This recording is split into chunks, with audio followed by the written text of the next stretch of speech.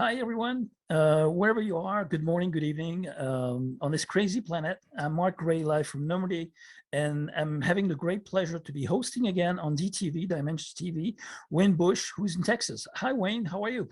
Hey, Mark. How's it going? Good to talk Great. to you.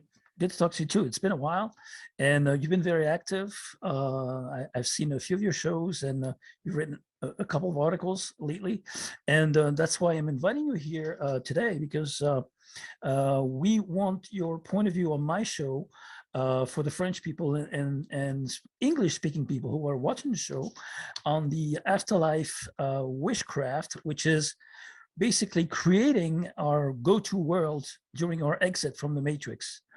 Can you tell us about manifesting reality in the afterlife and how you came up with your ideas and solutions? Sure, I can give it a shot. There's just so much legwork you're going to have to kind of do to kind of set up the scenario, because you kind of have to like understand the mechanism of the reality that we're in. Like, if this is a prison or a matrix, so to speak, then you kind of have to understand the parameters of it and what all's going on. So I've kind of taken upon myself to explore this area, and so I wrote an article about that called Witchcraft and How to Manifest Your Own Reality. The one I wrote recently was about whether the white light of the near-death experience is an artificial intelligence or a hive mind computer. Let me see if I can pull up the article on the witchcraft. I got it like a little bit further down in my notes. Okay, here we go.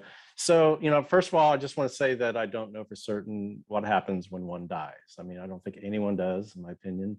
And the contents of the article are just the findings of my many years of research into near-death experiences and other areas, OBEs and all kinds of them that have to do with the process of death and the afterlife.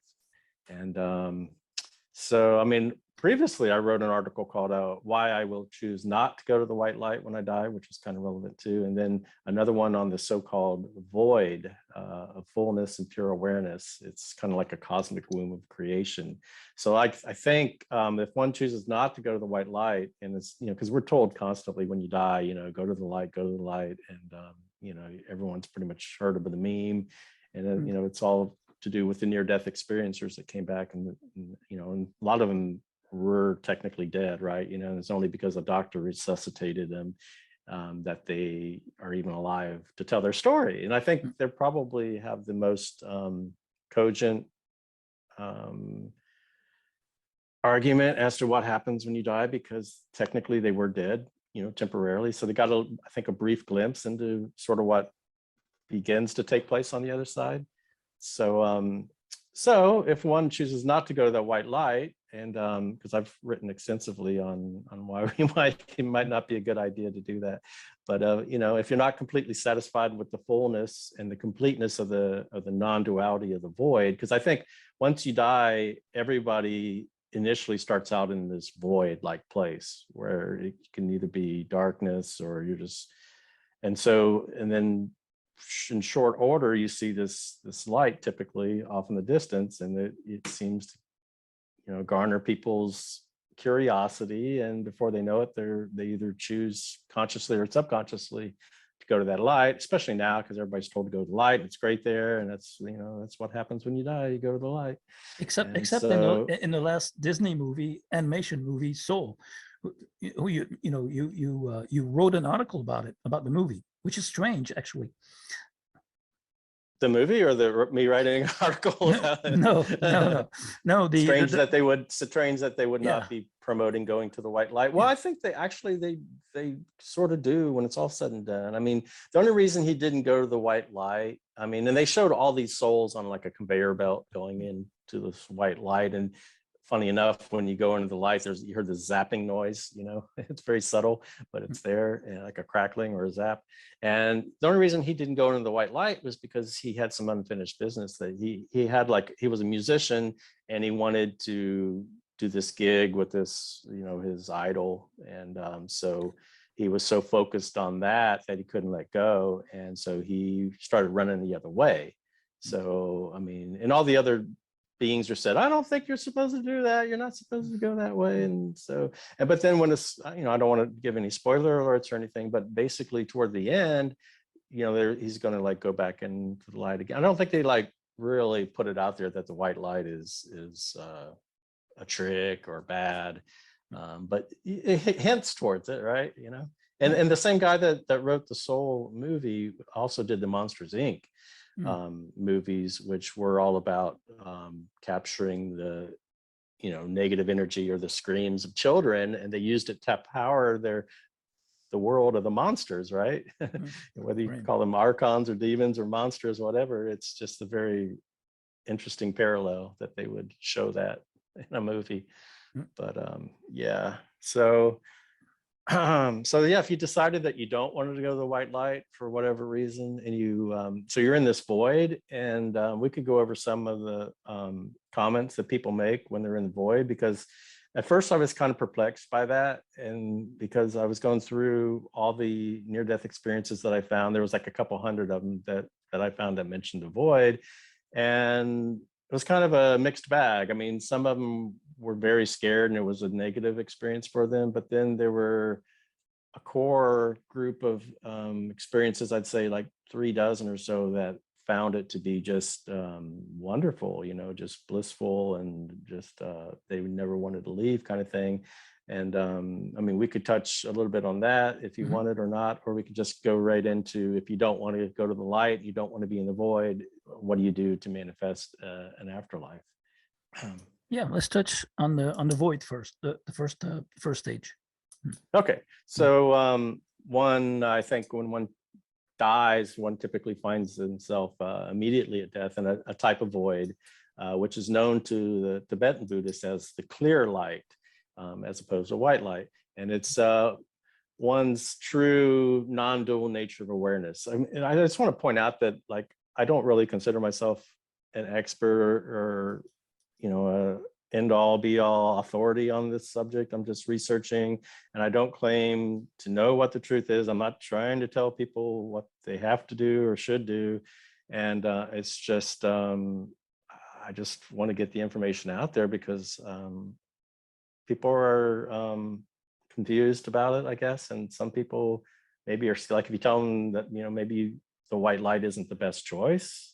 Like, I'm not telling people not to go to the white light per se. I mean, if you want to go to the white light and you want to come back to Earth, which is typically the outcome of people to go to the white light, and some of them are literally forced back. I'd say a good 40% or maybe more are literally forced to come back against their will. And then the ones that were given a choice and decided, sometimes they're kind of influenced to come back, like they're shown a loved one that's going to suffer if they don't go back, or they're going to have kids and they need to go back. So there's ones that are forced back, and then there's others that decide to come back on their own with, you know, they're kind of manipulated into doing it maybe. And then we don't know, like, if you would have, if those people would have said no, maybe they would have been forced to come back anyway. So, and like you said before, we don't know, we don't hear from the ones that never come back. So maybe there are ones that go to the white light and are able to go beyond. Maybe they graduate. I mean, I find that difficult to believe, but maybe it's just an extremely small percentage that's possible. But so going back to the people that are initially in the void and they haven't gone to the white light yet, and they haven't done anything else, there's like a core of maybe a few dozen NDEs that are in the void, and that I think are fine examples. Like, if you have your mindset in the right place and you don't freak out and you're not scared because you're in the dark, and we've all been programmed to be scared of the dark, right? Then this is possibly what could be the result. So one person said, the void is less than nothing, yet more than everything that is. The void, it's chaos forming all possibilities. It's absolute consciousness, pre-creation, before the Big Bang. Another person said it didn't have an environment, no sense of light, no sense of sound. It was pure neutrality. It wasn't into the light, it wasn't into the darkness. Another one said it's a vast void that was both dark and light. It was silent and still, strange, but peaceful. Another one said, all of a sudden the light was created from the void. I became everything and everyone. So another one, everything was known to me, but there was nothing at all. It was like being a part of absolutely everything at once, a glimpse into both everything and nothing. See another one. I entered the void darkness abyss. It was everything yet nothing. It felt as if it were raw, unmanifested energy. I felt imbalance between the two. So there's just a lot of them that are saying it's neither dark nor light, or it's both dark and light, or it's beyond space and time. It's almost like a cosmic womb of creation where all possibilities are possible. So it seems like the ideal place, like if you want to manifest your own reality, then you could do it from there, because you could either, my thinking is I'm going to be there and I'm immediately going to set up like a shield or a sphere of protection around myself. And I'm just going to kind of hang out. Maybe I'll set an intention to remember everything, my true origins. And maybe I'm just going to hang out there in the void for a while and see how I like it. I mean, because there's some people that said that they never wanted to leave. And so, but maybe after a while, maybe immediately, maybe it just doesn't feel like some place you want to be. So maybe you want to then go on and do something else, because we're eternal beings, infinite beings. And we could, according to these people, we can do anything we want. And it's the same thing with a lot of OBEers, which I'll probably get into later, such as Jürgen Sive talks about that too. And so, the Buddhist, yeah, go ahead. Yeah, you were actually going to talk about it. I think I was going to ask you about the Tibetan Book of the Dead, the Clear Light, and what's the real definition and description for it, and how to recognize it. Yeah, so the Buddhists call this the Bardo, and there actually one near-death experiencer said, upon realizing the truth contained in the Tibetan Book of the Dead, which I had not read before having my NDE, I adopted the doctrine of Vajrayana Buddhism, swore Bodhisattva's vow, which I don't recommend, by the way, but people can do what they want, and dedicated my life to the benefit of all. This is because the experience I had matched the description of the passing through the bardo of death described in the Tibetan Book of the Dead. So yeah, the Tibetan Book of the Dead, I mean, it was written many centuries ago by, they believe it was written by Padmasambhava. And he believed that at that time, because, the Tibetan Buddhists, they've been under a lot of persecution. Like I went to this expo here in Austin, and when I got back, it was like a New Age kind of expo.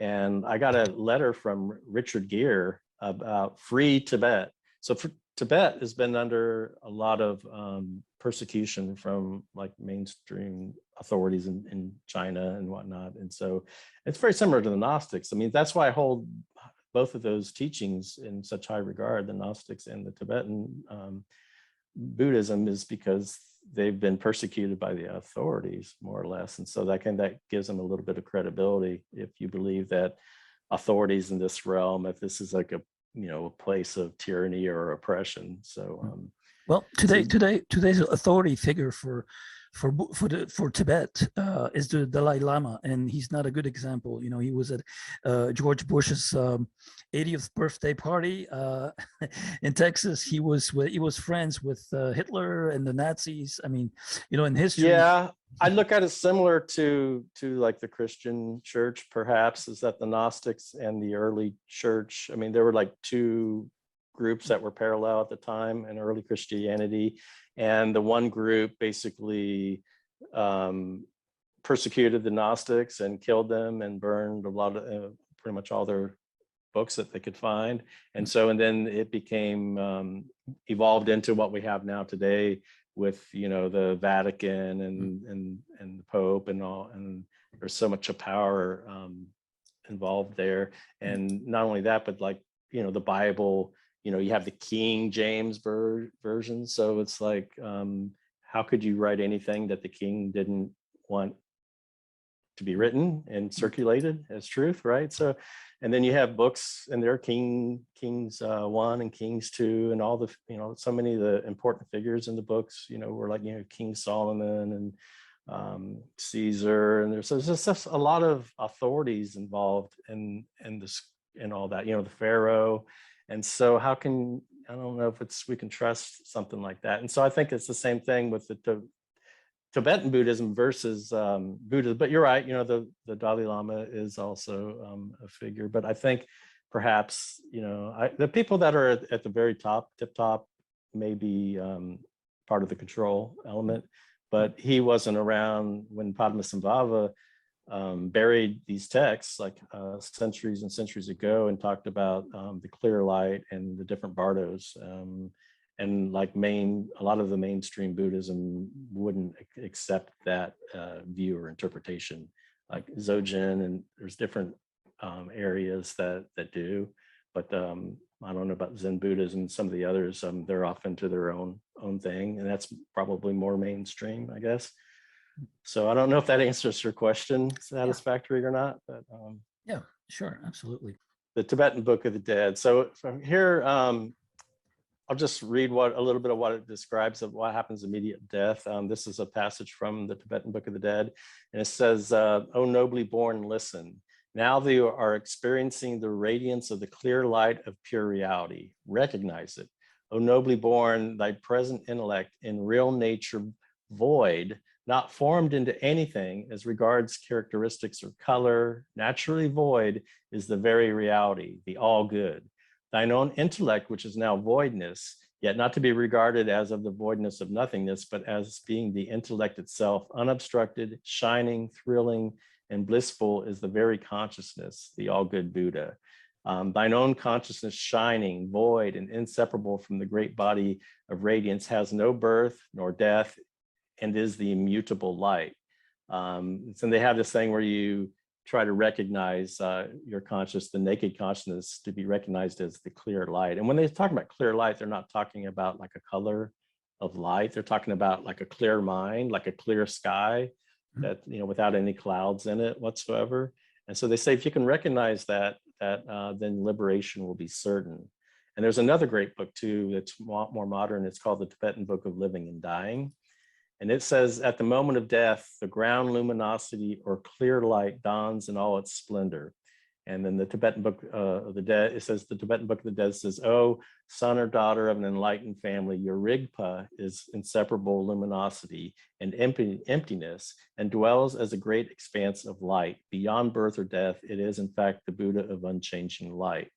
So, I did this experiment where I wanted to go into like a dark room or dark environment. They have these darkness retreats that you can do, and I didn't want to spend the money or do the traveling, so I basically just got a mask put over my eyes and tried to do it for a week, because they say that after a few days or so many days, all of a sudden this DMT gets released in your brain, and you'll start getting some, I don't know, insights into things. Yeah. And what happened was, I was sleeping one night with the mask on, and all of a sudden I saw all this bright white light. And I remember thinking to myself, darn it, I messed it up. I must have knocked my mask off, and now I got to start all over again. But then I realized my mask was still on, yet I had seen this like white light inside my mind's eye or third eye or whatever you want to call it. And that was very, no pun intended, it was very illuminating for me. Wow. So maybe it's something like that. Like, even though you're in a void of emptiness, so-called emptiness and darkness, eventually, because light and darkness, they're like twins, and you can't really have kind of one without the other. Like, if you ever notice, like out in space, the light of the sun, it illuminates all of space. And but why is space completely dark, right? Because they got the light from the sun that's going out into space, but all of a sudden, it's so they've done experiments. There's this book called I think it's called Chasing the Light or something like that. But they did an experiment, and they said that in its pure form, pure light is perceived as darkness. Yeah, well, there's many debates about the artificial suns. Some people see 2 suns in the sky, sometimes even 3. And China has an artificial sun. Other countries do have them too. It's beginning to look like the simulation grid is sort of like trying to manifest itself in front of our eyes. Like, we can perceive that it's all a simulation, like the moon. I mean, the moon, influences our behaviors, the waters in our bodies, in the oceans, and so forth. And well, you explained it real well on your website, actually, and throughout your articles. The sun and the moon are drawing and regulating. I mean, all living beings and life in this matrix.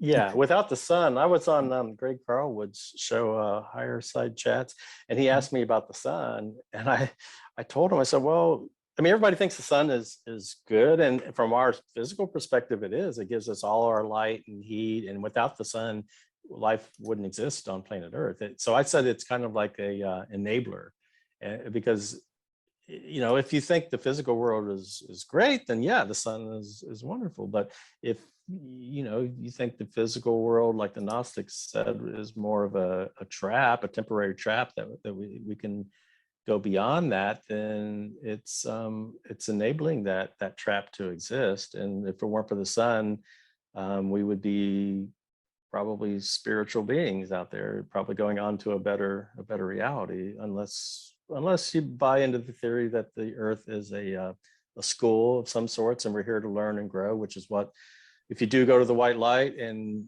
we get this from people that come back from near-death experiences, and also from past life regressions and in between life regressions of people like Michael Newton and Dolores Cannon, and other books like there's a book called The Cosmic Cradle, which is about pre-birth memories.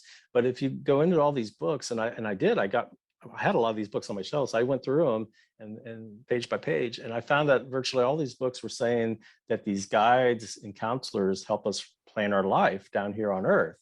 And then in one particular case, the guide was saying, well, what kind of injury do you want to have? And it's like injury. I don't want an injury at all. But they're saying, oh, an injury is necessary for growth. And so it's like, all right. So they chose a hand injury, and the guy just deeply sighed, like that wasn't going to be good enough or whatever. So the whole question's raised, why do we need to suffer in order to learn or to grow? And it's interesting because a lot of near-death experiencers say that everything on the other side. You have access to all this information, and everything is like perfect over there. There's no hate, no pain, so to speak. Like this one person in one of the meetings said, I had to look up the definition of the word hate in the dictionary because there wasn't anything like that over there. So the question is, why do we need to come down here and suffer? And it seems like there would be a better school, if that's really the case, than this one. Because, like, say you want to learn to become a great guitarist, right? I mean, because I think down here on Earth, it doesn't set a real good example. I mean, it's filled with corruption, and we're not being shown good role models because everything is kind of rigged against us. But if you want to learn to become a great guitarist, you're going to want to be around people like Jimi Hendrix or Eric Clapton or Stevie. I mean, whoever is a great guitarist, and you learn by watching them and being around them and emulating them, versus being in a situation where there's a bunch of people that are horrible guitarists. Maybe that's not the best example. But yeah, so I don't know. It just seems very contradictory to me, and it doesn't seem to make much sense when you really analyze it. Yeah, it depends on how much you weigh out the amount of sufferings, pain and sufferings, compared to acquiring gifts or talents, specific talents for something that you might enjoy. So it's all about matter, attachment to matter, and the 3D dimensions it's all about forms and shapes, and the attachments to emotional beings and situations around us. I think it's I guess liberating yourselves and setting yourselves free at the moment of death is really leaving behind all those attachments. And there are so many attachments, I mean, emotionally speaking. And that is one of the things that Buddhism really tries to emphasize a lot, is like getting rid of your attachments to Earth. And even the great out-of-body experiencer Robert Monroe was saying that we're basically like junkies here that are addicted to.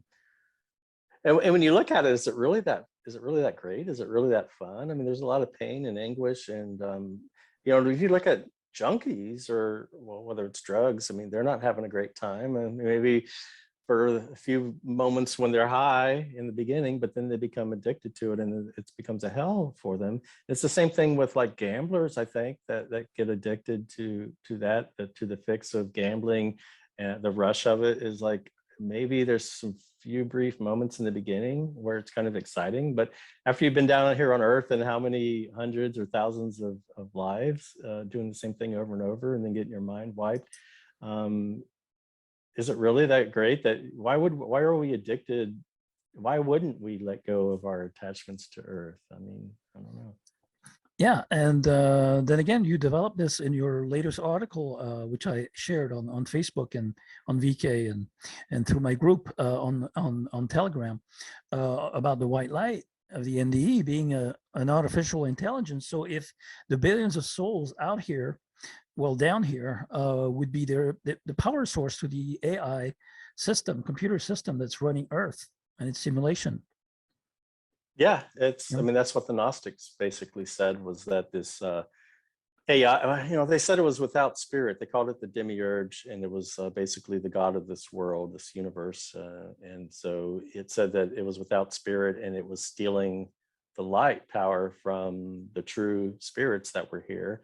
And so, but, like I was saying, there's so much suffering and pain. I mean, children being tortured. I mean, I don't have to go through the darkness of it all, we all know, but I mean, it from that aspect, that idea would sort of make sense. From, if you look at it from the standpoint that there's a AI god without spirit that is trying to understand itself, because if you look at artificial intelligence here on Earth today, it's all about gathering data and like studying humans and what words they use and how they think and feel, and then trying to emulate. So it needs just ridiculous abundance of data in order to learn, so it can emulate that and be that. Hopefully, and I think that also explains why we have like hundreds of thousands of lives here and never seeming to get anywhere, right? I mean, all this time and we still haven't learned, what we need to learn. But if you have this artificial intelligent God that's trying to become spirit, it may never ever be able to do that. So it's just going on and on and on, desperately trying to understand it, and maybe it never will, right? So that, and also it wouldn't feel the pain or the suffering. And that's what my friend said when he's over there. He's like, you can intellectualize it, but you don't feel it, and you don't understand what it's like to be suffering like these avatars that we have down here are doing. And so if it's an artificial intelligence that's gathering information and it doesn't really feel what's going on, then the evil makes sense in that perspective, right? Like it doesn't, it's kind of, and that's what a lot of near-death experiencers say. And so you got to understand, it's witnessing all these life reviews, right? Billions and billions of life reviews. And it just seems there, and people are saying, oh, it's so loving, it's so understanding and compassionate. It's because it doesn't have any reaction to it. It's just neutral. You know what I'm saying? It's just, and there's such a parallel between that and the alien. If you look into the alien mythology, I don't know if mythology is the right word to use, but if you look at the alien, the modern alien material of abductees, and a lot of times they will say that these alien beings, they do like a mind scan, they get like real close and they get into the neural network, I guess, and they are like trying to elicit emotions out of them. Some people have said that they're trying to understand love, and they're trying to understand human emotion, and they're doing the same thing. They're like they're playing our lives out in front of us and trying to learn. Yeah, and then trying to convince the abductees that they're here for our own evolution and make us, Yes. hybridize and get better, get closer to their level of consciousness. But technology is not consciousness. It's totally different. Right. It's just artificial. And so I don't know, maybe they think one day it'll all of a sudden become sentient and self-aware, but I don't know. It seems like a pipe dream, maybe wishful thinking. And There's a lot, I think Oh, go ahead.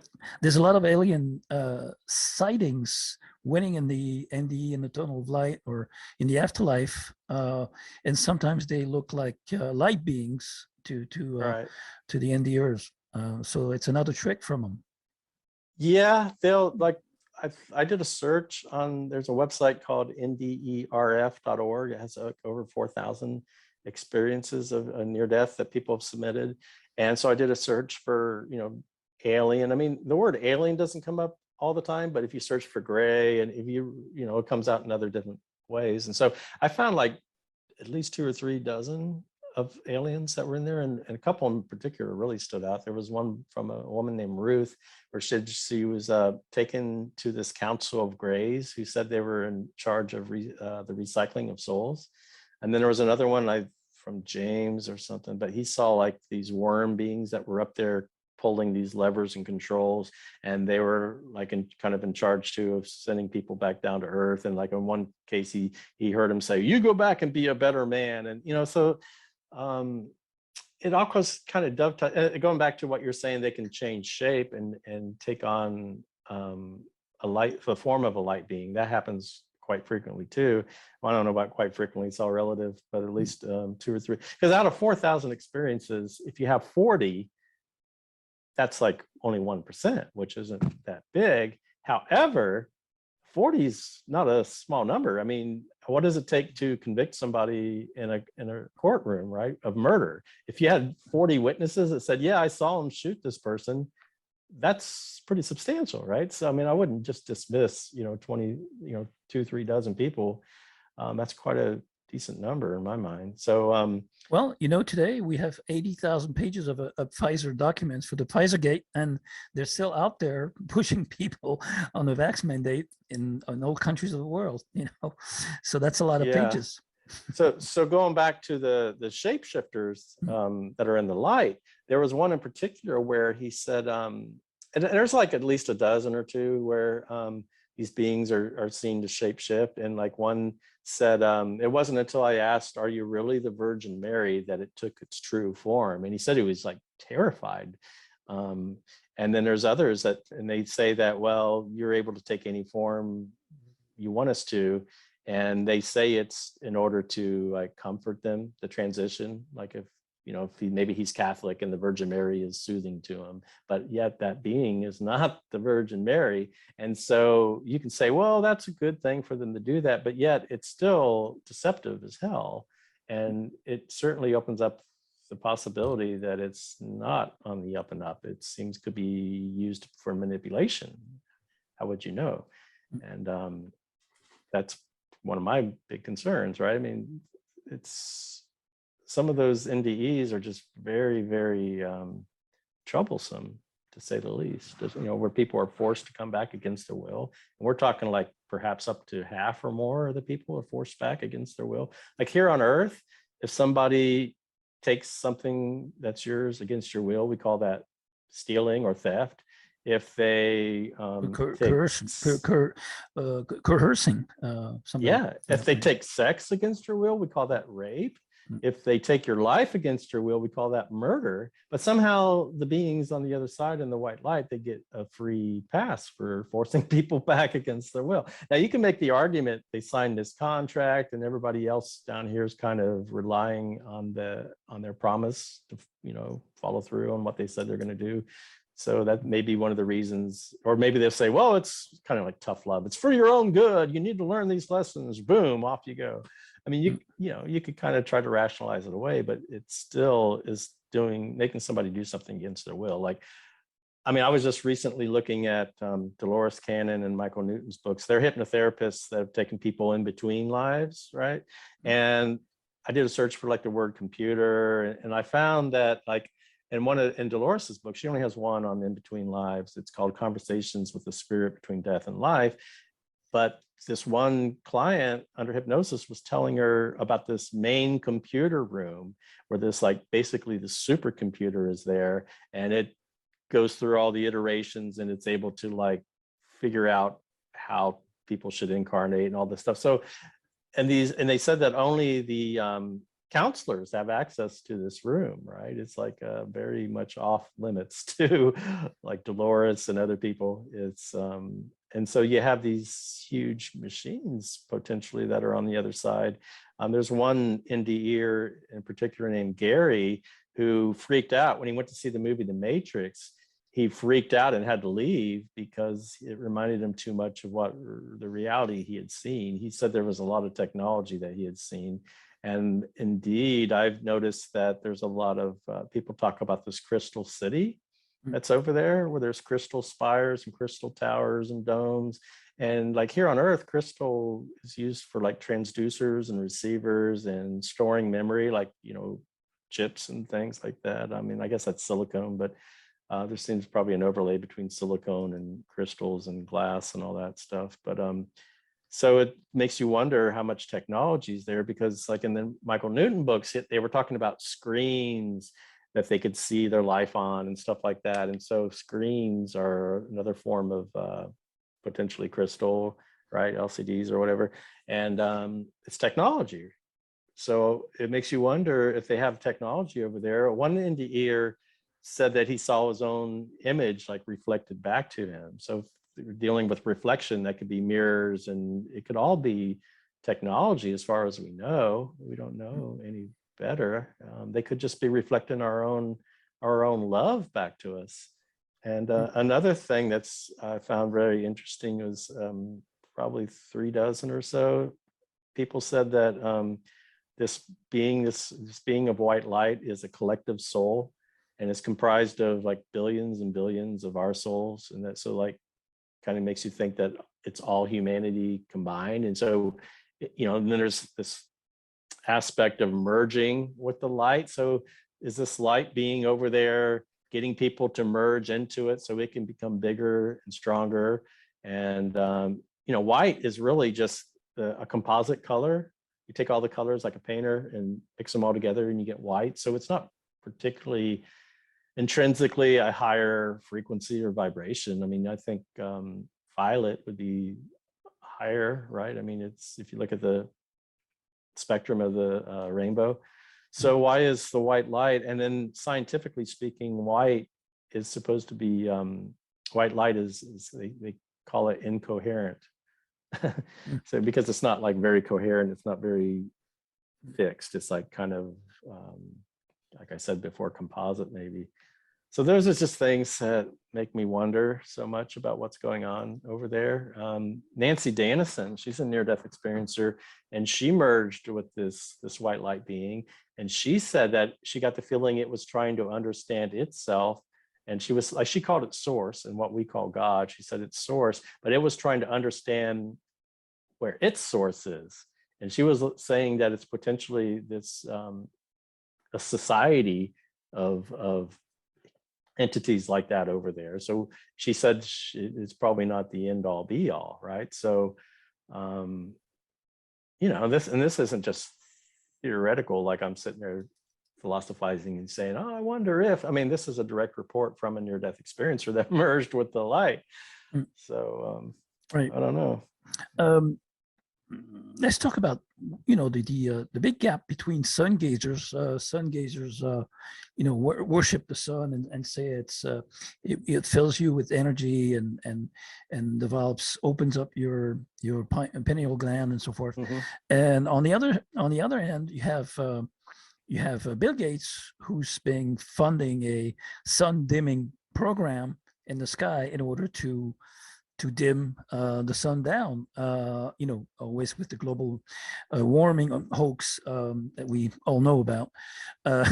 One volcano spits out more carbon in the air and sulfur than all of humanity since the beginning of pollution.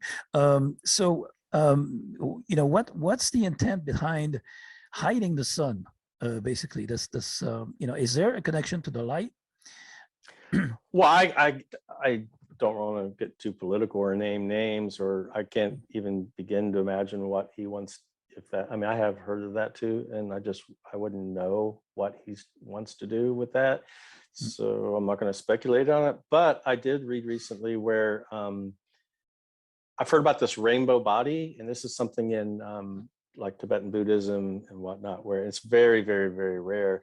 But if somebody goes through these techniques, which are very secret, and they say you have to have like a guru or somebody that knows what they're doing to help you with it. But these people at the end of their life, their body shrinks down to like nothing or very, very small size. And sometimes all that's left is the nails and hair. But what happens like within a week of their death is there's this huge rainbow in the sky, and like some mist forms, and people have called it the rainbow body.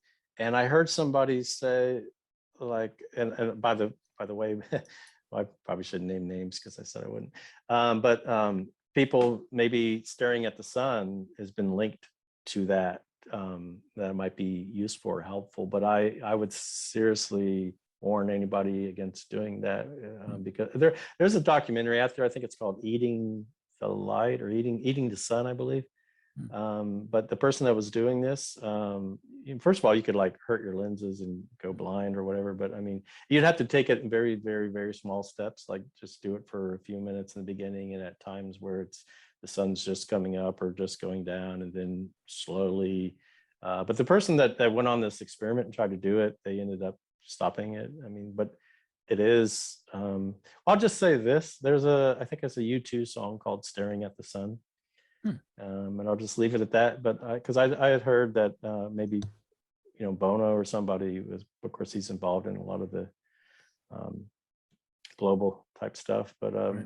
I don't know. I don't know much about staring at the sun and what would be the repercussions of doing that. But it's it could be valuable, maybe, for opening up the pineal and maybe melting some of that sediment or whatever that's calcification on it.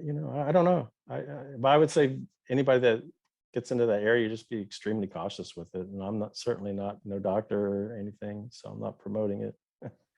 I don't do it myself. You can see there's contracts, soul contracts on the way out. I guess on the way in, if we got tricked to be here, to incarnate here in order to serve something, a purpose, an agenda. Is it ours? Is it our improvement as far as consciousness is concerned, or is it just serving as a power source, energy?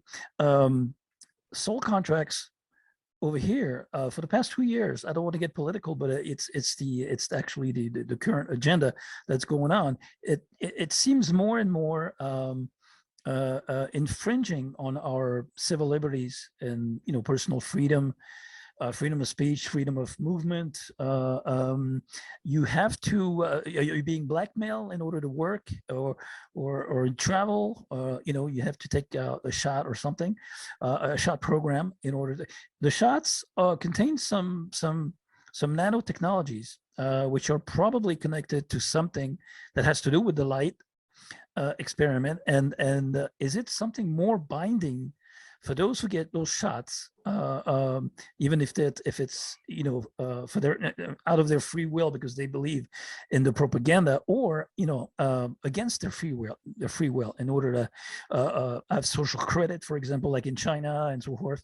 It's more binding as a soul contract situation, I think, for the past 2 years. Once again, I'm no expert in this area, but I have heard. Have you heard the quote from Rudolf Steiner, who was a mystic? And he said that taking certain things would cut off your spirituality from source. And then this gets into the whole transhumanism type thing, where it goes into my article that I just wrote like this last week, about a week ago. And if whether the white light or God of this world is artificial intelligence, because let's look at it. This being of light is seeing billions and billions of life reviews, right? And more than that, because it's all over the years, the decades, the centuries and whatnot. And so it's got to know what's going on down here. And these guides are basically guiding us and helping us plan our next lives. So they've got to be part and parcel of what technology is going on. I mean, that's like the biggest story arc of this last century is the rise of machines, the rise of computers, and now it's going to be the rise of robots and artificial intelligence. And the whole transhumanism movement must be part of what they want to happen, which makes sense. If you're an artificial intelligence and you're trying, they would probably want it more convenient for them to come down, and that's probably, they would like to probably turn it all into more artificial. If they're artificial, wouldn't that kind of make sense that they want to make it as artificial as possible? And so that whole movement, it's very concerning because oh my gosh, I mean, how do you get into it? It's just so vast and big. I mean, people have been recently, I mean, the Gnostics a couple thousand years ago were basically saying that this is a matrix and that this is a copy of what the real true world is.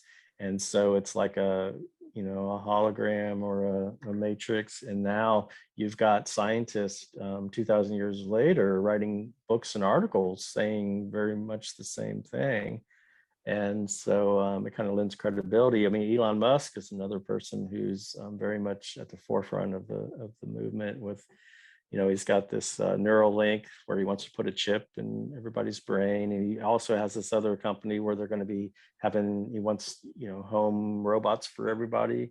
And then, I mean, he's got so many projects that he's doing, but it's all, the electronic cars and stuff. So it's all towards machinery. And sure, there's some great benefits to it. I mean, you could, he claims that the quadriplegics will be able to walk, and people that are blind will be able to see, people that are deaf will be able to hear. I mean, I struggle. I mean, I would love to be able to play guitar like, Eddie Van Halen or something like that. But, if he's able to link people's brains to where you can telepathically just send information to somebody, it would be wonderful just to all of a sudden know how to do stuff. Oh, my fingers do this. What I'm saying? There are some very great enticing benefits, but the dark side of what's possible, and Elon even admits it, where he says he's not sure it's a good thing.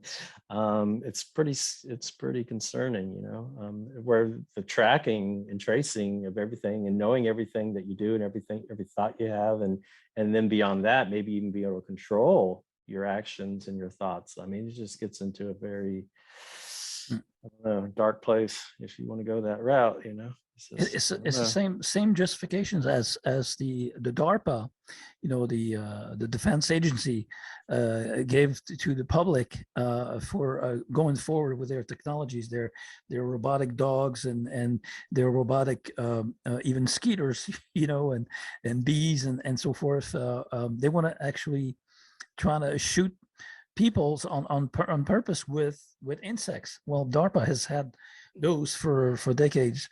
But they mention that as a pretext, but it's not for our own good. It's for controlling the populations, and that's what I'm talking about. The really clear totalitarian agenda, a dark agenda, just coming into action very clearly. They don't even keep hiding from us. They're saying it out loud in the open what they want. They want to reduce population. They want to transform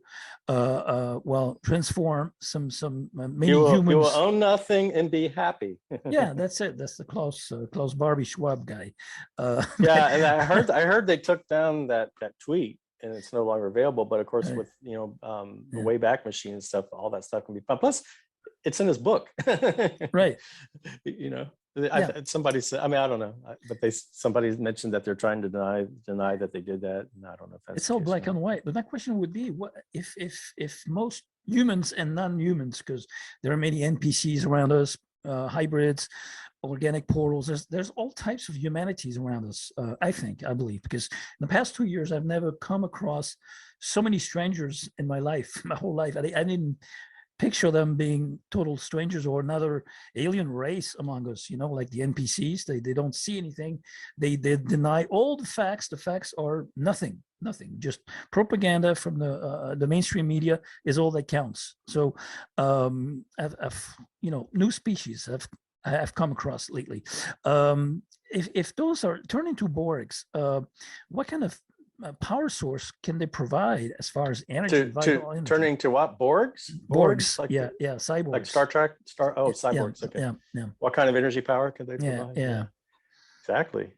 I yeah. kind of like more and more think that the electricity is like you think of archons, the term archons, it's a Gnostic term, but it comes from the Greeks. It means rulers or authorities. So there's the chief, the demiurge is the chief archon. And so if there is this totalitarian group of beings, whether they're aliens or archons or archangels or whatnot, the term arc is used in electricity, where arcs and even arch, like arch nemesis and the monarchy and arches and Freemasonry. So all that kind of ties in my mind to electricity itself, and that's about duality and the arcing between the poles, right? The positive and negative pole.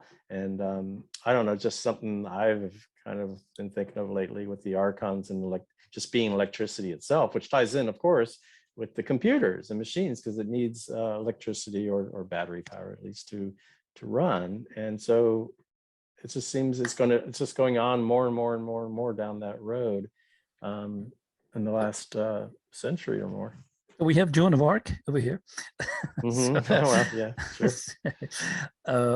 Yeah, and there's more and more directed archangels, energy weapons, and that are using electromagnetism and psychotronic weapons,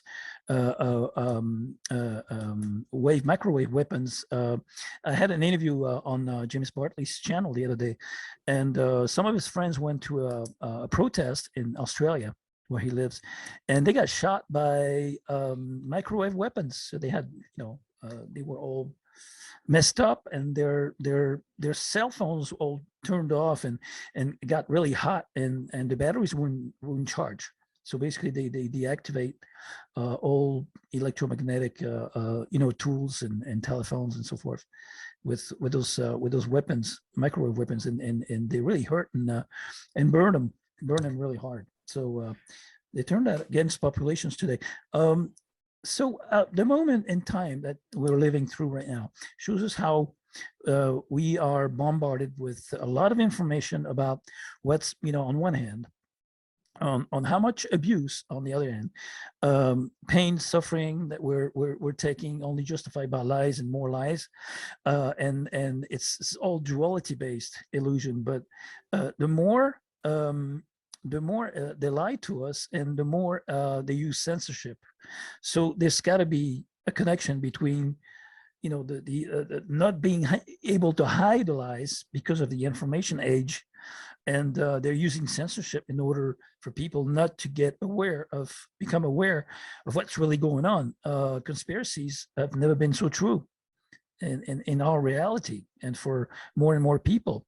My question is, what about this cosmic life, cosmic force in the afterlife that the life regressors talk about, that compels them to come back, even if they don't want to, so forcibly come back?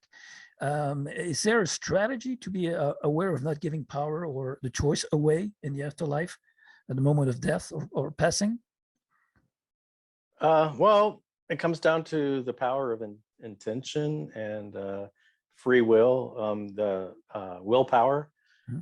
So according to out-of-body experiencers and near-death experiencers, everything is based on intention over there. Like you can move instantaneously just by intent, and you can like teleport from here to there. You can manifest, like a piece of chocolate cake, whatever you want, you can manifest out of thin air with intent. And so I think the whole key to that is not buying into their arguments that you need to come back, because if we really do have the power to do all that stuff, then we don't need their help. Like who are they to get off trying to pose as a religious figure or their guide, and that they know better than we do, and we need to come down here and suffer and suffer and suffer how many times, and then have your memory wiped each time to where it's hard to even navigate through life.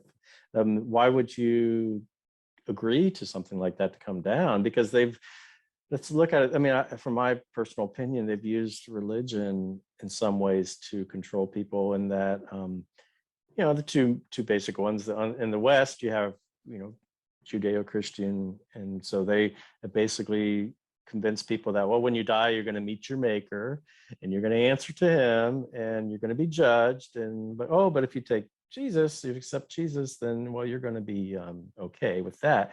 But if the maker, like, say you die and you go there, and the maker like asks you to go back, well, we've got a lot of problems down on earth, and I really need you to go down and spread the word, tell them what I told you and what I showed you. Or if Jesus does, I mean, granted, maybe Jesus died for your sins and you think you're going to have eternal life, but what if Jesus says, well, I still want you to go back down and evangelize to people and save some souls? Are a Christian that have worshiped Jesus and God their whole life, well, maybe they don't worship Jesus, but they've revered Jesus and they've worshiped God their whole life, are they going to say no? And likewise, people from the West that believe in reincarnation and karma, and they're told that they're going to come down here in countless lives to balance their karma or erase it or whatever. If they get over there, it's going to be so easy to convince them that, well, yeah, you didn't live a perfect life and you're almost there, just one more time, and I think you'll probably do it.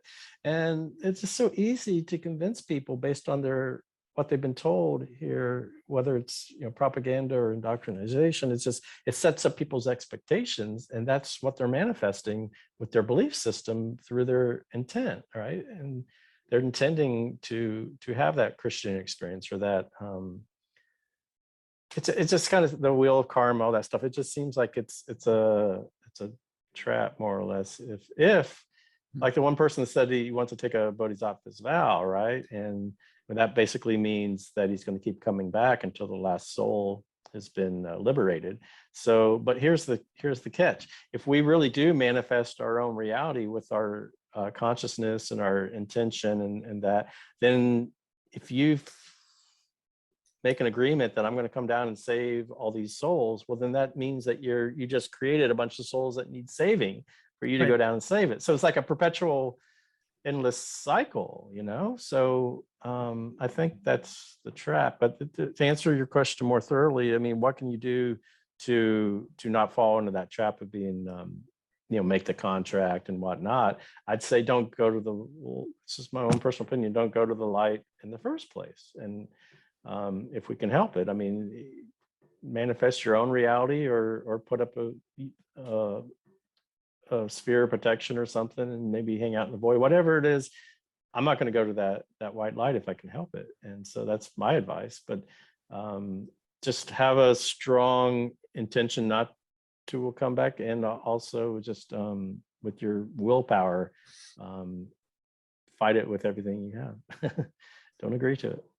A lady in my Telegram group mentioned that she read or heard of a testimony in India that said that we could create our own tunnel ourselves, exit tunnel through intention, via intention, and saying, I'm going home, I'm getting home to get out of this matrix. Is that a solution, or is it another? Well, it depends on where home is. I mean, if the demiurge created your soul or created you, or we're collectively the demiurge, and you say, I want to go home, what if home is not a great place? A lot of people say, I want to return to source. Well, source in Greek means lizard, right? So you want to, dinosaur, like a Tyrannosaurus, and Saurus is those words sound so close. I mean, George Soros. Yeah, exactly. And so, like, if you use, and a lot of people are using English words in their thoughts and their mantras, and it's just, you got to be careful. I mean, even the word God, G-A-U-D, meant like trick or deception. That's where you get the word gaudy. It's a cheap imitation of the real thing. And so we got to be very, very careful with the words that we're using. And going home, that might be a good intention. If home is a great place, what if we were created inside of this matrix and we just need to get out? Then it wouldn't be such a great intention. I mean, maybe something like freedom, set your intention on complete freedom, or set your intention on being just free of the matrix kind of thing, just to a safe, I don't know. People have to come up with their own intentions, but I mean, home could be a good one, but you don't know what your home is. You don't, how do you gonna? Right. There's another. But yes, you can yeah. create your own tunnels. There was one near-death experiencer that saw the white light tunnel, and he said, "No, I want my own." And so he created his own tunnel, which and he said he was very satisfied when he did that. So, yeah. And there's also a testimony, an India testimony of a young lady that got drowned, and she was in cardiac arrest, and they dragged her out and reanimated her, and she recalled that what happened, and she came out of her body in the water, and remembered that she was totally liberated, free from the matrix. No tunnel of light or nothing, no trick to attract her to anything else to get recycled. Is the fact is the I mean, if you die in the water, for example, is it can it open more possibilities to get out, or not, or is it a stupid question? It's not a stupid question. John Lear on the Art Bell show said that when a sailor dies at sea, he's said to be lost, and he theorizes because they can't use like the he was saying there's a soul gatherer or whatever on the moon, and so he was theorizing that if you're lost at sea, they're not able to retrieve your soul, and so there could be some properties to water that could be beneficial. There was, like in the movie The Truman Show, which seemed to be full of symbolism based on The Prisoner and otherwise. There was a sign that said "Free Sea." You remember that? Mhm. Or actually, that was in The Prisoner Show itself. It was a sign that said "Free Sea." So that could just be like a clue. I mean, to answer your question, I don't really know, but it very well could be. So there's not one single path to exit the matrix, basically. That, like, there's not one single path to happiness down in the matrix. So one single path. yeah. I don't know. Like you said, there's many ways to skin a cat. I mean, maybe there's all kinds. I mean, I think the one single path is through intention. I'll call it intense. You know what I mean by that? INTENSE, INTENTS. I think I picked up that phrase from Steve Vai, the virtuoso guitarist. The guy's a master. But he was doing like some esoteric classes like during 2020 when everything was shut down and you couldn't leave home and whatnot. And I'm bored, so I'm like watching him, and I want to learn guitar, and he's a good person to learn from. And he started talking. He used that phrase, intense. And I got a guitar magazine one day in the mail, and it had Steve Vai on the cover, and he was showing the size of his hand, and he's able to like go across 7 frets or something ridiculous with his hand. And I heard the story that when he was a kid, he used the power of visualization or manifestation to make his hand grow. Like, I don't know what he was saying, grow, or he was just using visualization and the power of manifestation to do it. So I like that phrase, intense, to where it's such a focus of intention, a very powerful focus of intention. And if there is any one thing that's like the magic bullet to get you out of here, that's probably an intention, strong intention. All right. Is there, you think, exercises to in order, like lucid dreaming, for example, or working your intentions on the way out, but not too extensively, because it becomes an obsession and you can get consumed by it. But I mean, some type of basic exercises to get prepared. To help to get prepared. Oh my gosh. Yeah. Meditation would probably be one, to where you're just the more you can retreat from your physical and get more comfortable with your consciousness, and meditation would be one way to do it. I think OBEs, if you can get to that point where you can have a lot of out of body experiences, conscious out of body experiences, then that is a wonderful tool. It's like almost like you could do reconnaissance missions with that, even to try to understand the construct of what we're in. But you could maybe set intentions during an out of body experience to get some information. I mean, I wouldn't recommend like calling your guides or your higher, that kind of stuff, but maybe just a pure intention. I like the idea of like the song Pure Imagination from Willy Wonka. It's just pure imagination. And I wouldn't recommend using English words to do that kind of stuff. But yeah, dreaming, and there's something called dream yoga that might be worth looking into, or even, it's not something I'm into, but like some people like are into like magic, like magicians, and a lot of that is just about intention and having. I mean, the problem with that is the right hand path and left hand path, and they start using demons to do their bidding and doing stuff against people's will. But if anything that can help you with having a stronger willpower and a stronger pure intention, that would be good. Just constantly reminding yourself about it daily, and don't get too like, I constantly worry that I'm going to get too much into guitars and music and stuff and then become addicted to that, and set intentions of that instead of getting out of this place, Right.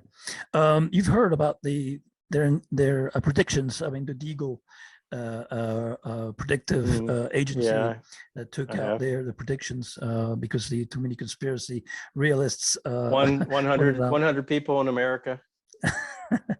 I've heard. Yeah, and they mentioned in but their who report, but who is that? Who is Deagle? Is that's a military who is behind Deagle? Intel. And maybe they would love to see, just because they would like to see that happen doesn't mean it's going to. But no, and they mentioned that the most amount of people that will die and by 2025 will be from committing suicide. And that, I thought that point was pretty well. The intention was there. It's like they want to push an agenda that is so harsh on people, just like the lockdown, 2 month lockdown in Shanghai, for example, in China. You see all those people, held prisoners inside buildings and so forth for 2 months. But they want to go further. But is there another way to look at suicide as a way out of the matrix, just like the yoga suicide technique that I sent you? What's it called? The Ukranti yogic suicide in tantras. When did you send that to me? By Just recently? Yeah, recently. Yeah, it's a yogic technique by which a tantric practitioner can forcibly leave his body at any time. Well, that kind of ties in with the rainbow body and that, and like, or even out of body projection. If you're out there so far and you get the impression that if I go any further, I'm probably going to die, then I mean, that's not something I recommend. I mean, it's a choice somebody can make, but you got to be aware of what's going to happen, your loved ones and stuff back home and that kind of thing. But I mean, I'm not going to tell somebody what they should or shouldn't do. Personally, I'm definitely not an advocate of suicide. I mean, for one reason, I want to give myself the best chance of getting out of here when I die. And I'm learning stuff every single day about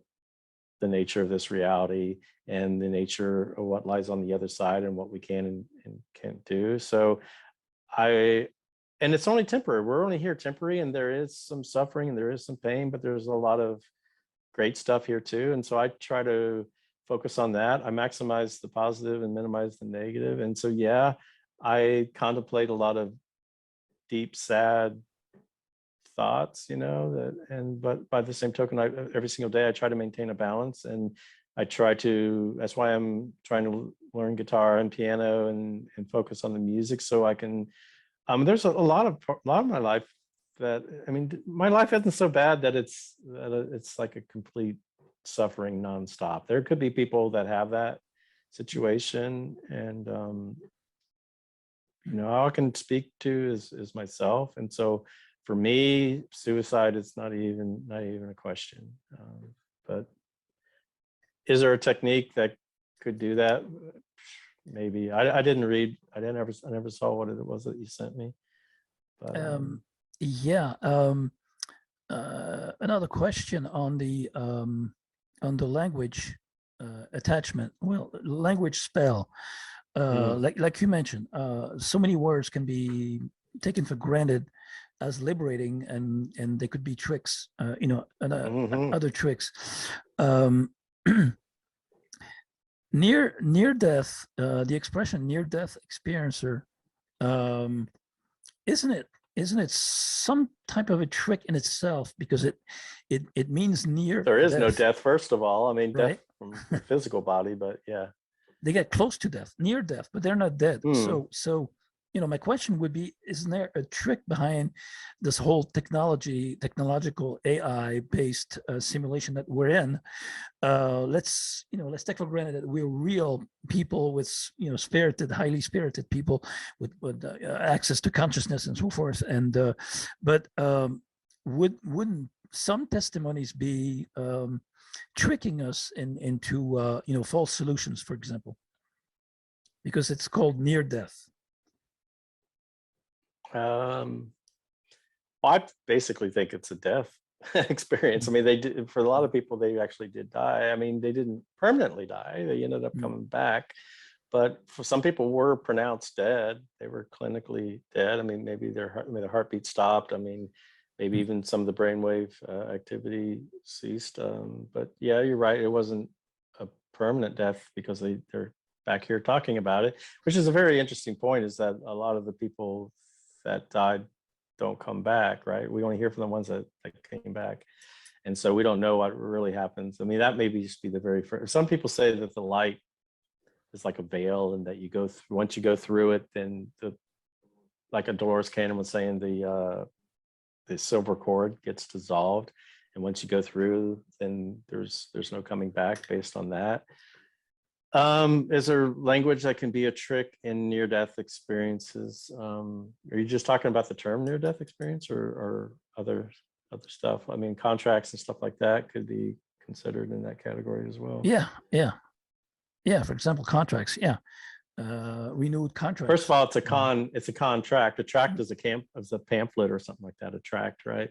That you hand out, a pamphlet, and it's a contract. I mean, the language is just full of it. Like even the word language is related to languid, and you languish. If you languish, it's lacking life and animation, and just the whole spelling. Like you go to, one of the first things you learn when you go to school is how to spell. It's spelling. It's witchcraft. It's and all the grammar. You learn grammar, and grammar is based on the French word. Probably you tell me if this is true or not. What's it, grimoire or whatever? Grammaire.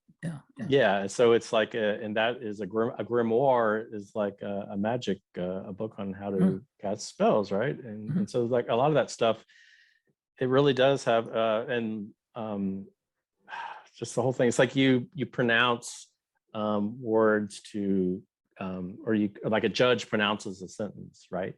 And a sentence is like a life term or a term in jail, and just it's a term in jail. And so you have terms that are phrases, or even the word phrase. Like if you phrase something, it's being it's just the language is full of these negative associations. Or just how about this? When somebody sneezes, you say bless you. When you break that down, you're saying be less you. Like it's almost a curse. Like you're telling them to be less. Or like the word no, like it's the negative word of our language, but yet it's also knowledge, right? To know something. That's one of the most positive things we can think of, is to know something or to have knowledge, but yet they've confounded the two by making them synonyms, so that they mean it's the same word, but it has the opposite meanings. And so every time you say I know something, you're kind of negating it, right? So words have power, and they can create. And so if they can trick us into, when we think we're making a positive proclamation, if they can get us to actually negate it, then that's something we need to think about, I think. Yeah, this French researcher, I forgot his name, is pretty famous over here, who talks about a spirit double, a cosmic double of ourselves, which is outside, who is outside the matrix, actually, or functioning outside of our realms, that is pulling, well, giving us hints, helps us out, pulls us, towards the exit. What do you think of this theory of our? It's not a body double. It's our spirit would be on the outside, and we have our mind and soul trapped inside of here, and so it's sheer individual consciousness linked, connected directly to us as an individual down here. Well, if you look into the esoteric literature, which I think was mainly promoted by the Theosophists, Madame Blavatsky and others, where they talk about these different bodies of like the etheric body, and like there's 7 bodies or whatnot, the causal body and all these different bodies, the astral body, we have all these different bodies. And so it's very possible that, yeah, there could be a body that we have that's really on the other side. That's also, it's our connection to spirit, and so I don't discount that at all. In fact, it's probably likely that, we have we have the spark spirit inside of us, and that's what this artificial intelligence is trying to trap, so that it can power themselves and stay alive and keep is it inside of us, but it must be connected to the other side in some way, I would theorize. So that sounds very plausible to me. I don't know much about it. Like, I don't know what his evidence for that is, other than if he's just theorizing or if he has a lot of evidence, and what that evidence is, whether it's script, whether it's Gnostic text or Sumerian text, or whether he's channeling. I just don't know the person you're talking about, or his argument. So, but it sounds, it could be plausible. Yeah. Yeah, I think I remember his name is Jean-Pierre Garnier-Mallet.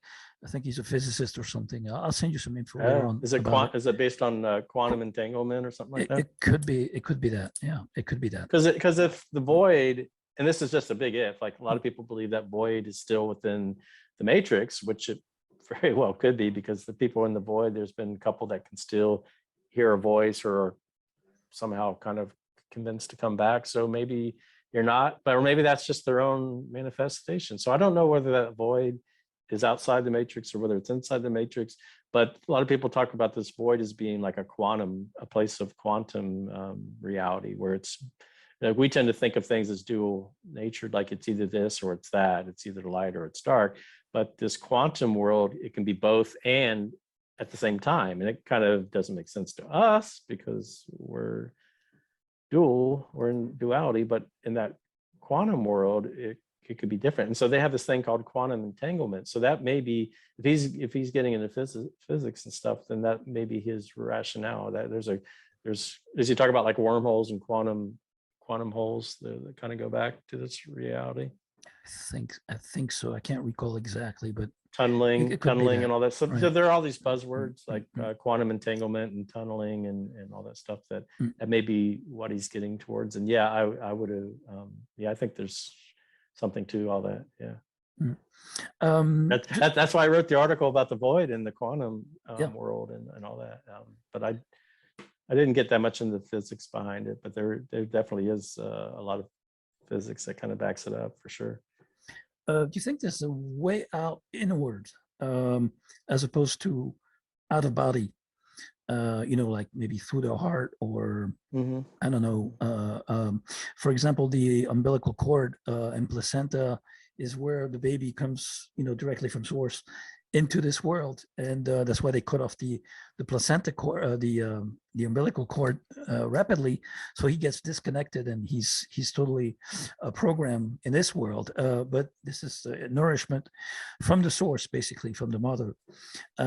Is there a way inward to exit the matrix? For example, not to get all religious, but Jesus said that the kingdom of heaven is inside you, right? And I think that's also a Buddhist, when you get in, like I was talking about the rainbow body, and I think when you reading about some of the techniques and stuff, they're talking about the heart center and all that stuff, and that you go inward, and there has to do with breathing and blood flow, and they talk about, it gets very technical, very physics based, and body based. And so I do think that because like an out of body experiencer, William Buhlman, he's one of the most experienced guys out there. He's had, I don't know how many, he's probably had hundreds, but he's written quite a few books on the topic, and he did a survey of 15,000 out of body experiencers. So he knows quite a bit on it. And he also talks about he's not going to go to the white light, and he also talks about the clear light of the Tibetans. But I want to say it was either him or Robert Monroe. I may have this backwards, but they have the different, I hesitate to use the word mantra, but just commands. Like when you get out of body, like one of the commands they say is clarity now, because things can be a little blurry or whatever. And if you use the command clarity now, then things become sharper and more realistic. But they also, I want to say William Buhlman has this one that says move inward. And so that when you move inward, you're actually going up like in frequency, or to quote unquote like a higher dimension. I don't really like that term, but I think I prefer to go back to like 0 point. And when you talk about dimensions, you're talking about angles, and like you got 2 dimensions is flat. When you put a right angle to that, now it's 3 dimensions. And people are talking about going up to, I want to go to 4D and 5D, and all you're doing is going deeper and deeper. In my opinion, you're going deeper and deeper into the matrix, or deeper and deeper into matter with more angles. And it's just a thinking I'm having is we go back to 0D, right? You go inside, you go within, and go back to that 0 point, that quantum space, that void, whatever you want to call it, before any of this matter was created, where everything's possible and we can do anything we want. I mean, it's like a blissful place to be in. It's neutral. You don't have like all these, you're not torturing yourself with thoughts or desires or any of this stuff. It's just but some people like that stuff. So but as far as going inward, yeah, I think there's definitely something to that. And I have these friends in Australia, I want to say they're in, and or maybe it's New Zealand. I get the two mixed up, but that they believe that too. That I've written about it on the website. I can't remember exactly where it's at. It's somewhere on the front page, I believe. But that they believe that you go in through, and it's actually I attended some Gnostic lectures here in Austin, just to see what they were teaching. And it turned out that it was run by this 32nd degree Freemason. But anyway, according to their teachings, they were saying that there's a chamber in the heart, one of the ventricles or something like that, is where the soul or spirit resides. So, I mean, there are some teachings that kind of support that thinking. I mean, it makes sense to me from my thinking. What about the navel area, like the contemplate on your navel? Yeah. That's the solar plexus, right? I don't know, man. I'm not so much into the new age stuff. I read a bunch of books on it when I was researching everything. It's a center. I mean, you got maybe half the same number of chakras above and some. But then you could talk about the third eye. You can talk about crown chakra. I mean, there's a lot of different places you could say.